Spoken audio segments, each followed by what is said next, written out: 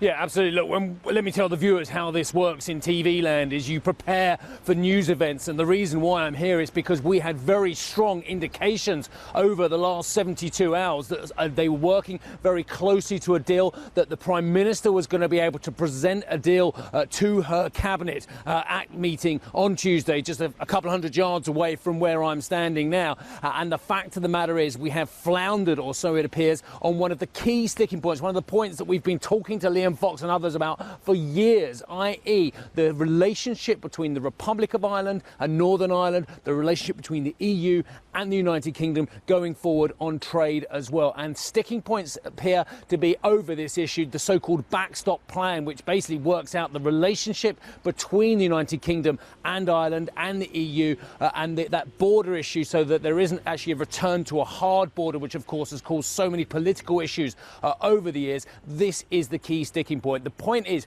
it looks like the Prime Minister was moving towards some form of customs union for the United Kingdom during a transition period, possibly a bit longer, whilst we work out a longer term trade deal as well. The problem is she can't sell back home an indefinite customs union for the entire United Kingdom as well. So would there just be a customs union for Northern Ireland?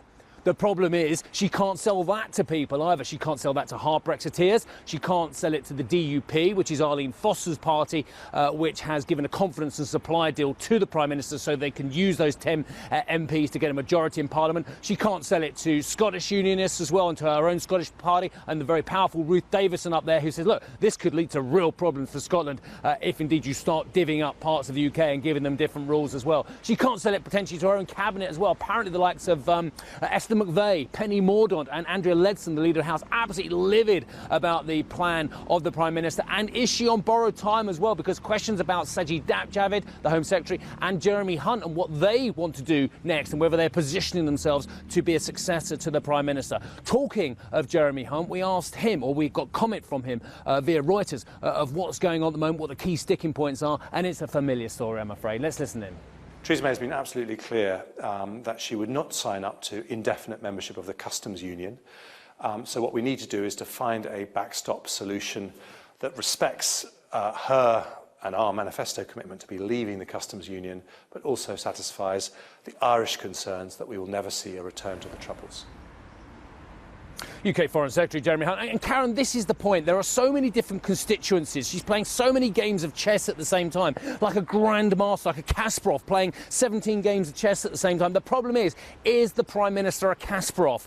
And a lot of her own party are now saying she's not quite. And therein lies the issue for the Prime Minister. Back to you. Multiple issues there, Steve. And I just want to bring up one of the points too, which was in a letter that David Davis, the former Brexit Secretary, penned in a newspaper over the weekend. He brought up a number of the issues that you've mentioned, including the pressure on some of the German companies who want a deal done. But one of the points he also made was that nobody was likely to really risk a Corbyn government. Therefore, a general election, he was questioning sort of the likelihood of that happening if there isn't a deal struck or a certain deal that might be in favour of one side or the other.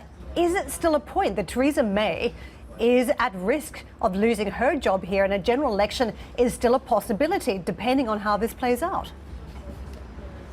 Right, so you've raised two very important points in one there, Karen, as well, is will Mrs May lose her job and will we have a general election? Will we have a fixed-term parliament? Guess who reminded me of that recently? Yeah, Jacob Rees-Mogg on camera to CNBC said, look, well, there's no question of a general election. We have fixed-term parliament. We know that issues can turn into confidence issues, and as such, we can have a general election potentially if the government of the day is so dysfunctional that it doesn't have the confidence of its own members, let alone the country as a whole. So, yes, we have a fixed-term parliament. Are we supposed to have another election before 2022? Absolutely not. Can it happen? Absolutely it can. Now to the perhaps more clear and present danger for the Prime Minister, and that is her job, because there are at least 42 to 44 MPs who are giving letters of no confidence. They need 48 to trigger an election for the Prime Minister, for the Premiership, for the leader of the Conservative Party as well. But we know that there are so many different constituencies, both within Cabinet and in the broader party as well. You've got this group which David Davis